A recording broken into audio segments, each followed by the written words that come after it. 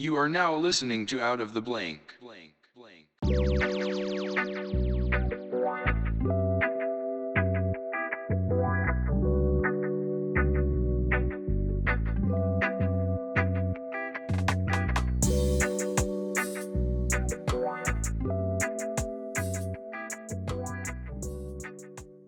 Welcome to another episode of Out of the Blank podcast. I'm here with Jessica Holmes. Yeah, hey, how you doing? So, Jessica, tell me a little bit about yourself and what do you do professionally? So I am a stay-at-home mom right now, mother of three, and I own a home-based bakery. So that includes cakes, cupcakes, different designer candy apples, and different things. I do more, I would say more upscale than just like a plain cupcake. Like I do more decorative. So if you see I don't know, some kind of animated something. I'm putting that on a cupcake or I'm putting that on a cake or I'm putting that on a candy apple and I'm making it more of artistic form of treats rather than just dipping them in chocolate or something. How did you decide to get into just baking in general, making like sweet treats and stuff? Like, I mean, I took the cooking class in school, but I was never really good at it, so I never really fell through with it. Well, my mom used to bake every Sunday for my dad. So that's where I kind of fell in love with baking originally. That was just one of our traditions. So I just love being in the kitchen making sweets and different things. And when I had my first son, I didn't want, like most people, well, most mothers, I decided I did not want to go back to work. I just didn't. I just wanted to be able to take care of him, still be able to provide with my husband and do different things like that. Um, and it was just one of those things like, hey, let's see if I can do it. I was really good at it and kind of stuck. Well, being a stay-at-home parent too is definitely probably one of the biggest jobs out there, only because you have to raise life. I mean, Hmm. especially at being a mom, once you birth it and then trying to raise it and make sure that turns out Hmm. like properly, that's a very important role. That's a very important role. I know. I'm glad you said that. Many people take that for granted or think, oh, because it's stay at home, that's not a job. But it's literally a job that never ends. Like I have to tell people, I never like my kids just went back to school and I'm like so happy. I love them to death, but I needed a break because my house seemed like it never was clean because they were always creating messes the moment I picked it up, they were putting it back down. So now I finally get a chance to actually pick it up, even though they're gonna tear it back up again when they get home. So Yeah, well, most people when they have a kid, I don't think anybody really realizes that it's an 18-year commitment. It really is, and that's just while they're in the house. Then you got to worry about when they go off and have their own. exactly. That's why my mom's like, yeah, I'm never done really raising you until I'm gone from this earth because I'm always gonna be there. So it is. It's a full commitment. It's not just raising them. It's creating people that are not gonna grow up to be the world's next asshole or something. I don't know. Yeah, it's memories also that you're creating. It It's the is. stuff It you is want them to really get imprinted with as well. crazy. Like Mhm. such as when you were a kid and watching, on Sundays your mom baked or something. Mhm. That instilled into you this kind of hobby and this first of all this passion that you've kind of turned into. I mean, it obviously probably started off just because being a stay-at-home mom, you wanted to kind of dive into something because sitting around the house after a couple days gets a little bit boring. It does. It does very quickly. And I'm used to working. I was used to working, but I knew that was something that I had to dedicate to was for my kids. But I'm always been a person that worked. I think my mom started me out. She wouldn't let me get a actual job, but she cleaned houses for forever. And so when I turned like 11 or 12, she was like, okay, now you have to kind of help. And so from then on, I've always been a person that wanted to do something. I had to do something. I'm just not like a sit around and just be like, oh, well, now I'm getting a little bit like that. That's just because I need a break. But I just can't stop. I have to be doing something. What's one of the little snacks or treats that you used to make on Sunday when you were a kid? Pound cake. Oh my Pound god, cake. pound cake. I know it sounds so simple, but that was one of we just used to learn to create different things from it or different toppings that would go on top of it.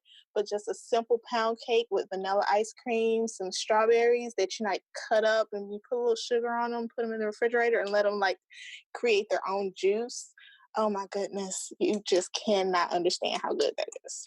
See, I didn't do a whole lot of baking back in the day, mostly because my parents worked, so it was just kind of me like heating up a hot pocket or something.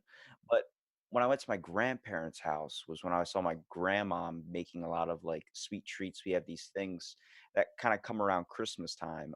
They're pretzel rods rolled up in caramel with M&Ms and M's and all these other types of things, and then you freeze them. So Oh. that's when I was like 8 or 9 years old, I was seeing this. Older and like, with the holidays and everything, I got these for as a gift. I had a bag of them and I was like, "Oh my god." And it was like nostalgia in every bite. Yeah, they're really good. And my parents are older. So my mom, I'm actually adopted. So my mom adopted me in her 40s. So they're older. Like my mom now, she's like 70. So that too played a lot of role into kind of how the family functioned. My dad worked majority of the time, and she worked as well, but she was more of an independent, so she kind of got to choose the hours that she wanted to. So that kind of helped out with the way everything functioned at home. Like I was her second. How important was it for her and you to have that Sunday where you guys sat down and were able to bake or make treats and stuff too? It was very important. It was like a ritual. It was almost like something that um we just knew it was Sunday. It was just going to be that day because my dad loved to eat them before. So he ate the sweets literally like maybe 2 days into it. She's already like, okay, well Sunday we know we gotta bake some more stuff because we know your dad's gonna eat it all. And believingly, he's not like he's just getting to a point at 70 something that may be having health issues. I was thinking, oh well, you eat sweets every Sunday, you can have, but no, he's perfectly fine. Look, my grandpa's in his 70s and he's hides candy all over the house. I mean, my grandmom's a little bit hunched over, so she can't reach any of the frying pans up top anymore. So now they're just for decoration. He grabs Reese's cups and tapes them inside of the pans up top so she can't see them. Oh wow. And he has candy hidden all over the house. You randomly sit down on a couch cushion, and next thing you know, you got a Reese's cup like sticking in your Yeah, cheek or just stuff something. on your cheek. Oh wow, that's funny.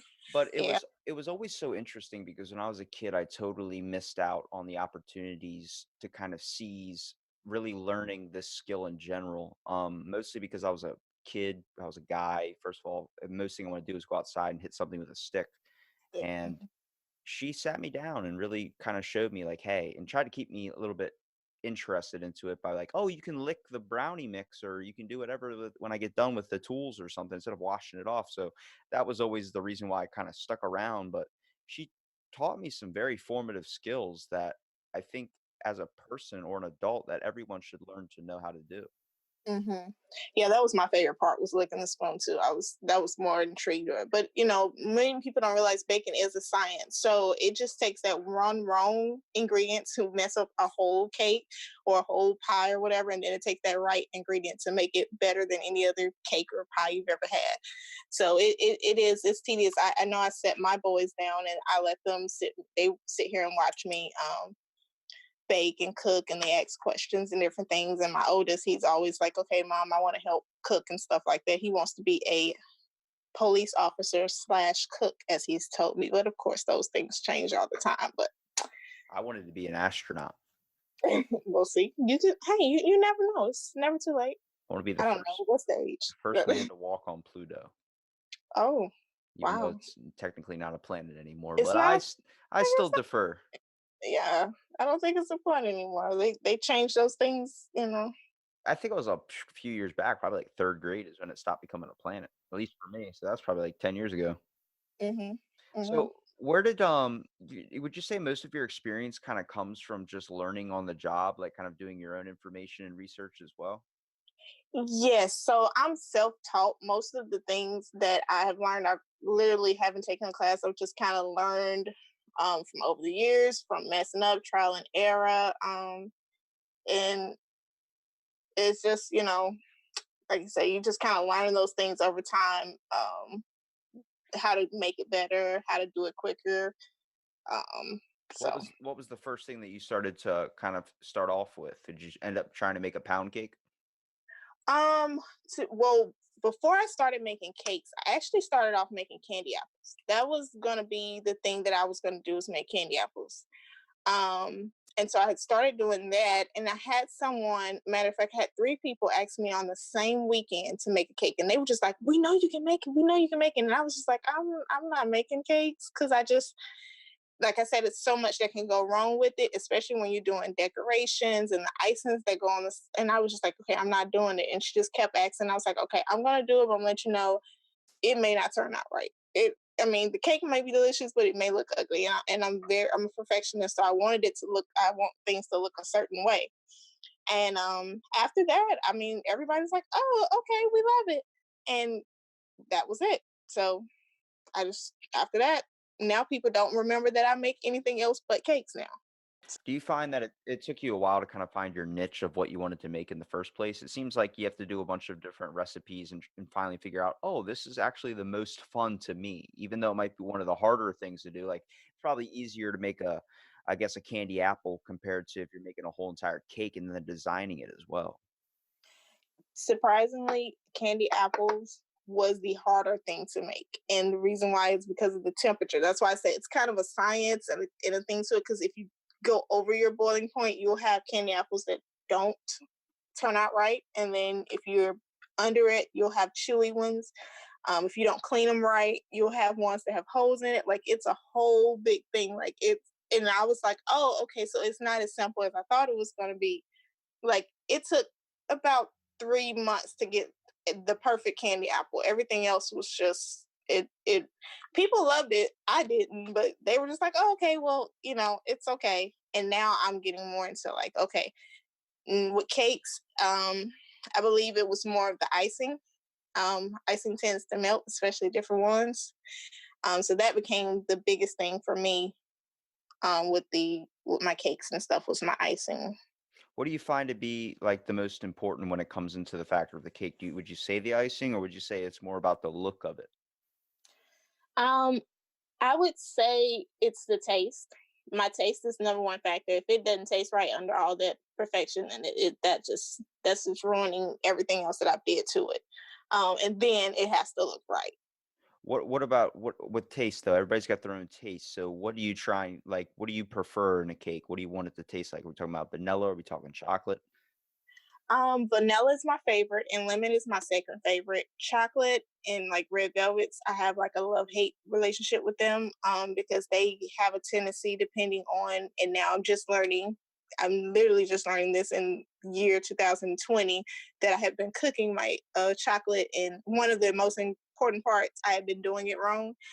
Um, so for me, lemon is, like I said, my favorite, and then people hate this word, wait, but moist, it has to be. It can't be anything. But I don't know why that word triggers something in people, but it has to be.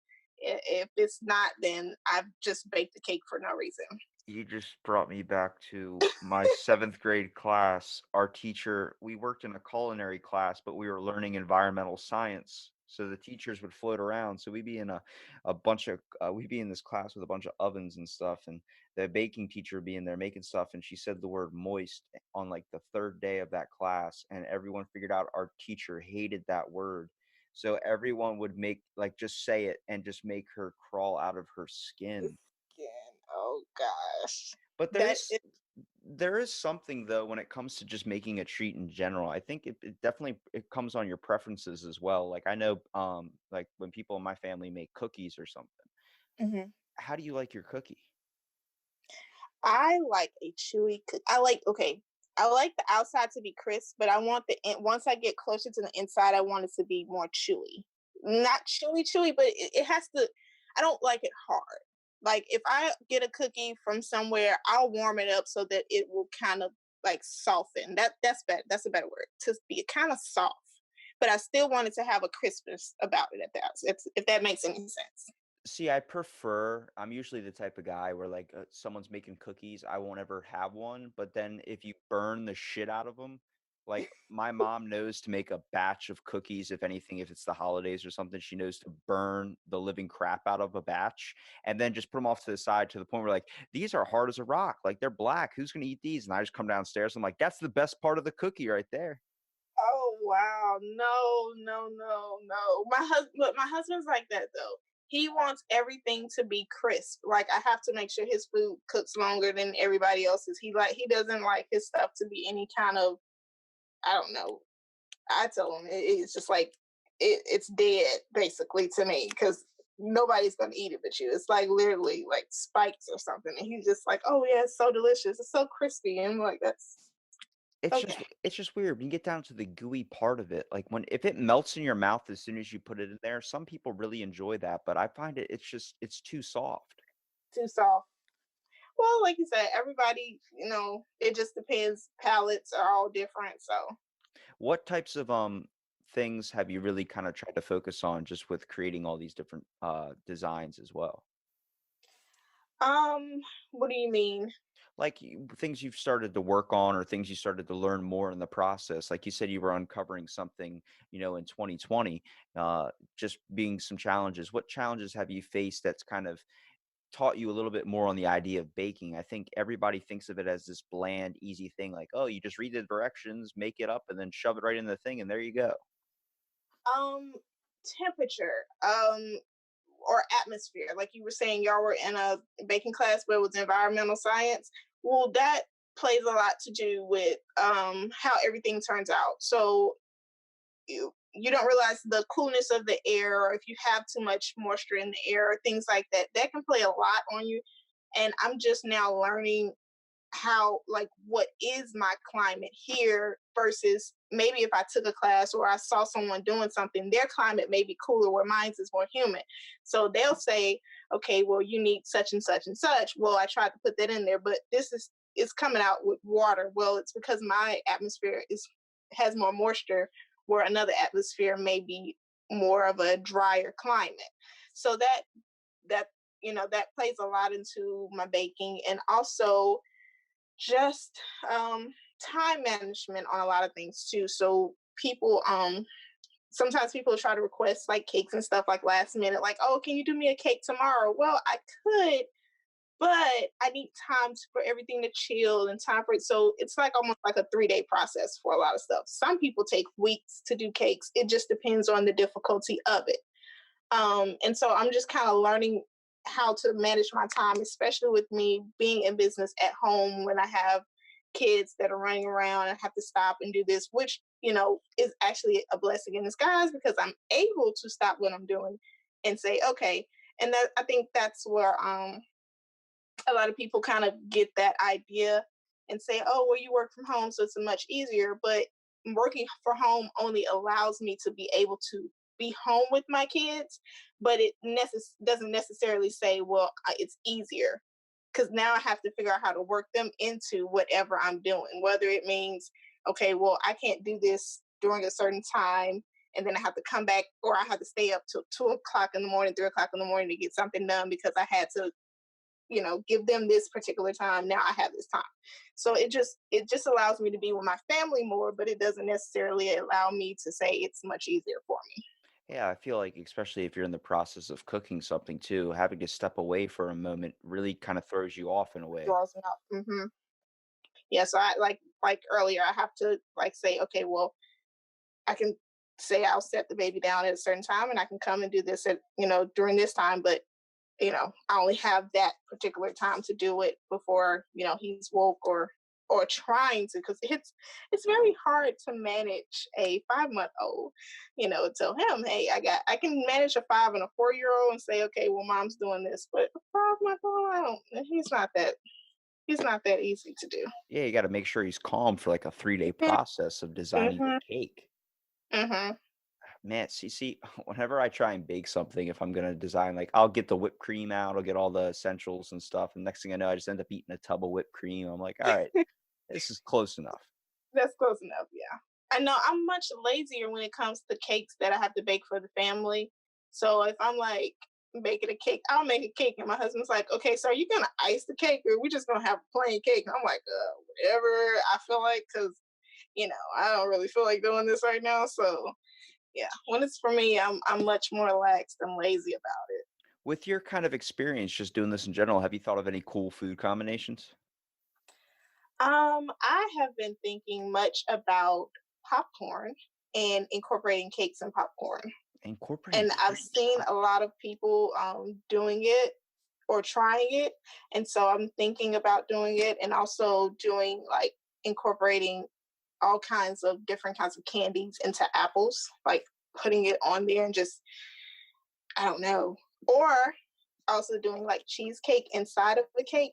I want to try that so bad, but I'm so scared that I'm just gonna melt the cheesecake that's inside of it. a cheesecake inside of a Out cake. of a cake. I know. It sounds delicious, doesn't it? That just reminded me of the first time I ever had an ice cream cake. Ah, yeah. I'm a big fitness freak, so I'd never eat sweets, but I remember like it was like 3 or 4 years ago, my buddy brought up one of those Carvel ice cream cakes. There's no better feeling in the world when you cut that thing open, you get that nice brownie on the bottom with the Mhm. chocolate in the center, and then the vanilla up top. Ah, It is. It's very delicious. It's very delicious. Yeah, that crisp. That that's an argument that people have about the crispness of brownie. Like if you want the inside or you just want the edges, and they actually have a device made now. If you make brownies, you can set it inside, and it makes all the pieces edge pieces. So it's like miniature brownie pans or something inside of one big pan. So everything has a crisp edge, and I want it so bad. So I do like a crispiness on a brownie. I prefer crispiness on a brownie. See, I don't like it being too gooey in my mouth. Yeah. No brownie. I can't do brownie. I can do the crispness. Now, when it comes to the problems that you face doing baking, would you say it's just the atmosphere or the environment that you are set in, or do you say that a lot of the challenges and the ingredients being able to incorporate it perfectly is probably one of the most difficult? I want to say it's more just the environment. Ingredients really don't change that often. I mean, you unless you're trying something new or you're adding something. To be honest, what you're using your ingredients, they don't really change. They kind of basically stay the same. You're using the same about measurements. Every now and then you may have to do this, but the amount that you're using depend on leveling agents are going to be what's going to be your only ingredient that may change at all. If I say if I wanted to make I'm just adding flavoring or I'm adding, vanilla beans or whatever, I can do that for anything. But if The vanilla extract is always what's got me because I remember the one time my grandmom snapped at me when I ruined a whole cake because she was like, pour a teaspoon of vanilla in there, not a whole bunch. And I just I got a whole bunch. yeah, I did not grab a teaspoon size thing. I grabbed something a little bit bigger, which I did not know the difference on measurements. I was like, "Oh, it's all the same." I ended up dumping it in there, ruining the whole entire thing. Whole Yeah. Well, see, it's almost like muscle memory to me. I'm like, okay, and it's always add a little because you can always, just add a little. Never add like even when you're making a 3D cake or you make it, they always say take off a little because you can always put or take off more or you can put in add in more, but you can never take out what you've already or you can't put back what you've already taken off. So that's kind of always the thing with me. So if I know if the recipe calls for 2 eggs, I may put 1 egg in, see how that goes. Okay. Well, all right. Today I don't need 1 egg. Today I don't need 2 eggs. I need 1 egg or something like that. So it's always a little, not a lot. Are you kind of like planned on a lot of your cookings? Do you find that you like set out an idea of what you want to do and then go to the store and gather up all the ingredients, or do you find you're a last minute type of person? It's like, oh, that'd be cool to make, and then go to the store and grab stuff. A lot of my stuff is already pre-planned as far as what party. So I have everybody kind of book out 2 weeks and different things like that. But as far as ideas, I always tell them like if they're sending me an idea, I'm never gonna copy somebody else's work. I'm not gonna do that. This is not copy paste. I'm always gonna say, okay, that's what you want, or this is the thing that you have. How close do you want me to get it to there? And to be honest, my last cakes, I kind of just been like, I've said I shouldn't procrastinate so much as I do sometimes, but it seems as though, like, I know I seen the meme like, oh, I procrastinate and I still get the job done. That's the reason why I procrastinate or something like that. It's kind of like that. It's like my best work sometimes comes out of me feeling, it's almost like I put myself in a place of anxiety, which is not good at all. And I'm trying to get from doing that and just kind of, but I can't draw, so it doesn't really work that way. So I kind of just, whatever vision comes out in my head, I kind of just put that into there, and I just work until it get into that vision is completed and hope that I have enough time to get it done. Well, a lot of it comes down to the factor also that creativity in general, a lot of it's great artists and everything. Leonardo da Vinci woke up in the middle of the night and had his ideas that were coming to him. He was drawing them up at like spur of the moment type things. They just randomly came to him. I find that if you sit and try and ponder or try and be able to press all that information or anything, just try and force it out of you, you have something that ends up getting lost. Like it feels like you're gonna rush an idea. Next thing you know, it doesn't turn out the way if you would have let it just come to you naturally. Hmm. And that's true. I'll think about something for maybe 2 weeks, and then I'll get down to the day or 2 days before, and I'm just like, okay, so what do I want to do again?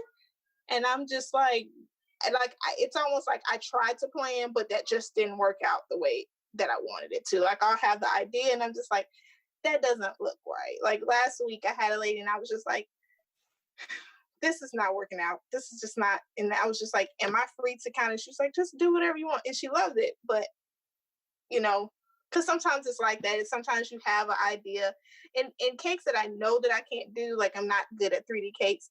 I just like, okay, I can't do that. I'm not gonna even try to take your cake. But other cakes, I'm like, okay, I can do that, and then I'll get, and I'm just like, okay. Or they'll say, I hate people to send me ugly cakes. I know this sounds bad, but like the cake is horrible. Like it's just, and I'm just like, I just don't even want to even try to replicate or even do anything close to that cake because it's, and so while talking to them, I'll try to get them to another idea of something because I know like that cake is just, that's not my work. That's not what want to present. And so, I don't. There is something weird though. There's an aesthetic appeal when people buy cakes though. Like when they look at it and see that it looks very, very nice, they don't really care what the taste is like.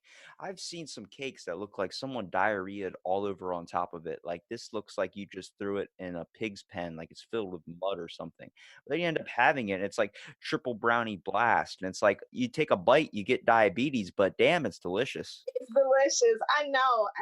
And that was one of my main things when I first started. My cakes were so ugly, and I wanted to make sure that my taste was good. So when I could perfect it and make my cake look like I wanted it to, it still tastes good. And so that's another thing that I'm so proud that I have accomplished is that I have not only beautiful cakes, but they also taste just as delicious as they look. And I think that's important. That's important to me. Now for others, like you said, I've seen them and I'm just like, who's gonna eat that? And that too sometimes is a catch 21 in this particular business. You know, people will say, well, I don't want to pay for that certain that, and I'm like, okay, that's fine, that's cool with me because some people, there are people that do and there's some people that don't, and the people that don't, I think it's because they say, oh well, the cake is so pretty, who want, and my husband actually said, oh, people are actually eating your cake, and I'm thinking to myself, why do you think I take all this time? He's like, oh, people are actually eating, and I thought they weren't eating the cake, and I'm like, so you thought they just had a pretty cake, just they could just got a styrofoam cake for that, which for actually have started doing that now is like telling people, hey, if you just want something pretty and just want a top cake that you can eat, hey, we can do a bottom fake cake and do a top, if you want something that's just pretty, because some people do want that look. My thing is, I'll see people and they'll drop $2,000-3,000 on decoration, and then the cake is like, what is that on your table? And I think that kind of makes everything, to me it's wonky. To other people, they're like, hey, we don't care, it's just a cake. Wait, To people other are people, buying cakes just for the look of it? yes, people are actually, because I've seen people say, we didn't eat the cake, not from me, but just from other cake artists, because I'm in a lot of groups that are cake artists or treat artists or decorators, party planners and different things. So people actually buy cakes that they're not planning on eating. Wow. Okay. That really just went in one ear and out the other. Yeah, they buy cake that they're not planning on eating. I have no. I guess they were like, okay, somebody will eat it, but they don't. I I just had one I lady just want just to stare at it. I just want to look at it. It's just so at it, beautiful. or they'll buy it for the people that are there, but they don't eat cake. Like they'll just buy a nice cake, but they're not gonna even eat it because they don't eat cake. But they Okay. bought it for everybody else. Now, how difficult is it for you to make something that is like diet friendly or keto friendly now that we're living in I this society where I everyone's healthy just life? about to say that. It's that is has been a hard thing. I had one cake that was vegan, and it turned out beautiful, but the whole time I was scared the whole time. I did not know what was going, like I told her, and she'd seen my work and she really wanted me. She's like, I know you can do it. I know you can do it. I'm like, how do you make a vegan cake? Like I had to research for months to make that cake. I'm like, because most cakes, require egg. They require something that has some kind of animal product in it. I haven't did any like the keto friendly, and I think those would be pretty hard too, because if I'm not correct, keto is no what, bread or flour. How does the keto It work? boggles me. They can eat chocolate, so I have no clue where that one I goes. have no clue. I know. I want to say it's like breads and stuff they can't eat, but they can eat like everything fatty. They can eat mostly. I want to say, and then they can't. I don't know. I haven't had anybody ask me for that, and I think if they did, now I have had somebody ask me for like a keto pie, and to be honest, that the ingredients wasn't that hard. Um, or making it was the ingredients were just expensive. Like I bought the sugar, and it was like $13 for a what 12-ounce thing of sugar, and it's like monk fruit or something like that. I haven't even made. I said I was just going to try it to see how it would taste and how it would come out, but I'm just like, it's expensive just to find stuff ingredients that you can make that stuff with. Just like when I did the vegan cake, it was like $15 for like a little 4 ounce of what is called an egg replacement. So it's like a plant-based egg replacement. See, it's interesting is when you start talking about making a vegan cake, I immediately started getting ideas because I'm a health nut. So, and I like peanut butter. I like the taste of it, but it's not very the healthiest option when you're going to go get that to eat. So they have this thing called PB Fit, which is like powdered peanut butter. And what you do is you pour a little like teaspoon or something into a bowl, and the more water you add, the smoother it is, or the creamier it is, and the less you add, the chunkier it is. So imagine designing that onto cupcakes. I remember I put that into cookies one time, and it was pretty amazing. That sounds good. I might have to try that. I've heard some weird ideas where people incorporate like meat into their cakes. No. Well, the closest that I have seen, I have a friend. She makes like the more of a sweet savory cupcake. So she has like chicken and waffle cupcakes. I've seen people do like a Thanksgiving cupcake, which is like sweet potato dressing. I don't even know what they put all in that cupcake. I probably wouldn't try it because I'm not one of those people that like their food to touch or to mix food up at one time. But it was interesting. It was interesting that you can do stuff like that. So I mean, I've seen a lot of people incorporate a lot of things, and so a lot of people do it more in cupcakes than they do cakes. I think they try to keep cakes more savory. I mean, more sweet. But there is a whole, like it's a whole world out there of cakes and cupcake enthusiasts that like cupcake. I love cupcake wars and Christmas. Like I love all that kind of stuff because it opens up your eyes to the things you can do and incorporate inside of cakes and stuff. With cakes and all these other brownies, cookies, cupcakes, all these other types of things, they're fit for certain occasions. Like a cake is like, oh, it's your birthday, it's a celebration, hooray, you're turning 4, you're turning 99, you're probably not gonna be another one, so let's go all out. And then it's like a cupcake is fit for a party, a get together at work or something. You know what I mean? It's like for everyone to enjoy. It's like I like the guy, but I don't want to go all out and make him a cake.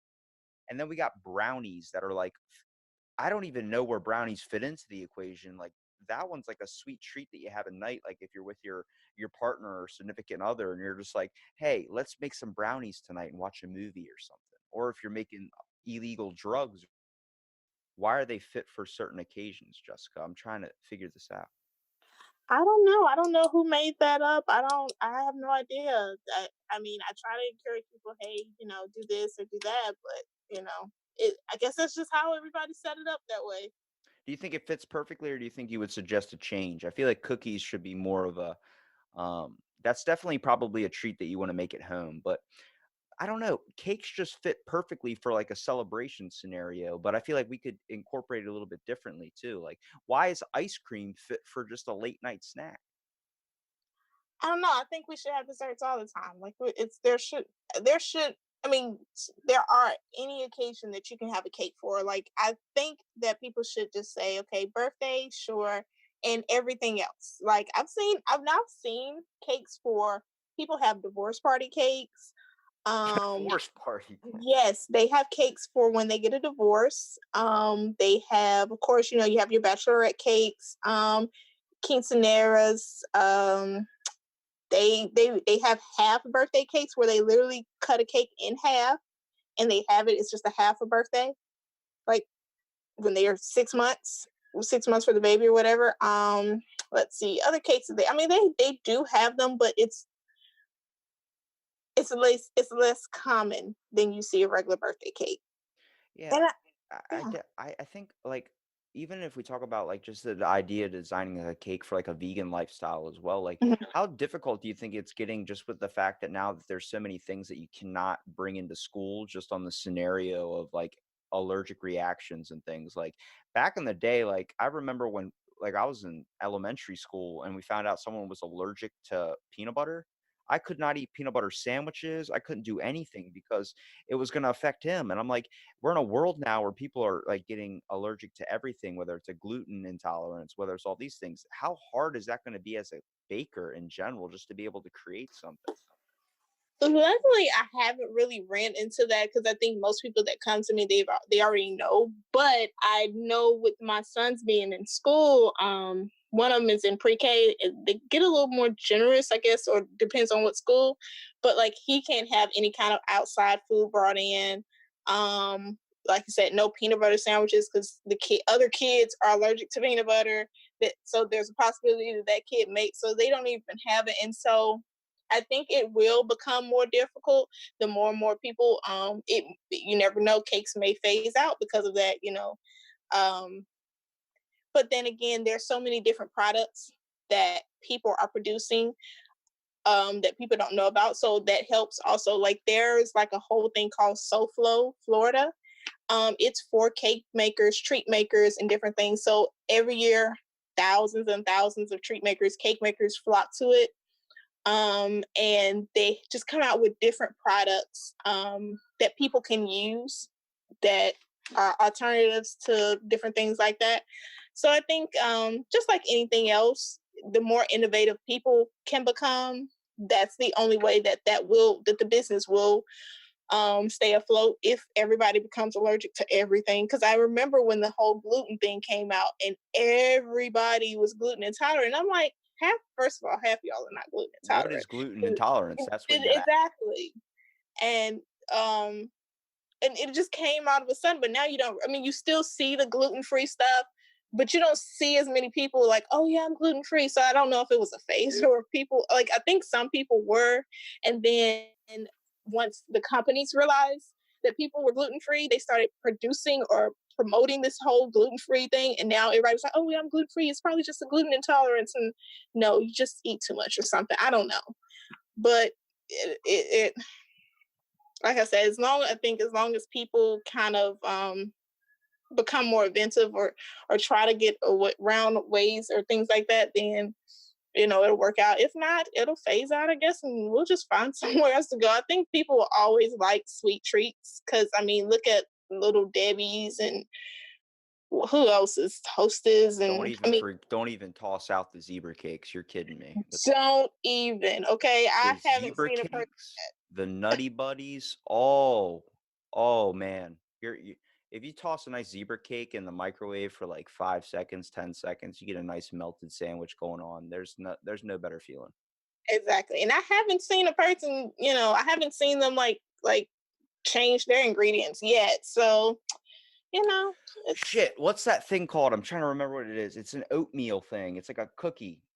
oh, the oatmeal cream pie. Is it Oh, I love them. I love them, but I'm getting, this crazy. I got older and they're too sweet for me now. I used to love them. That was my favorite thing. And now, like, I have to, like, take some of the cream out the middle because it's too sweet. I know that's so crazy. oh man, it's like taking an Oreo and just taking the cream out. Like, what are you doing? I have to do it now. I'm getting older and it makes my head spin. It's like it's too sweet or something. I don't know if they changed the ingredients and did something to it, but it's too sweet for me now. Well, you want to talk about technology taking a change in the world. Have you seen the combinations that they're doing with food now? The fact that you can get Oreos where you can just buy the cream, they literally have a commercial that says, "Yeah, we cut out the middleman and we took the cookie out." Mhm. Then you have like birthday cake flavor, gingerbread flavor. I saw one that was wasabi flavored Oreos. I'm like, what? Yeah, Oreo has their seasonal Oreos, and they have a lot of creative. I mean, just look at all the chips and stuff that they've created, and They put you know, biscuits in gravy and lace chips. I don't know and how. Lay's chips, which to me sometimes is kind of scary because I'm just like, what is it? There's no flavor. There's just what is this? It's got to be a chemical that's producing this. I remember seeing a study, and it's probably been about 10 years ago, and they were doing the smell um defer people from eating certain things, and they had like these seasonings, and they were sprinkling, they had like a steak or something, but they sprinkled these different kinds of smells on top of them to see if it would deter the people from eating it, and they found out that it didn't.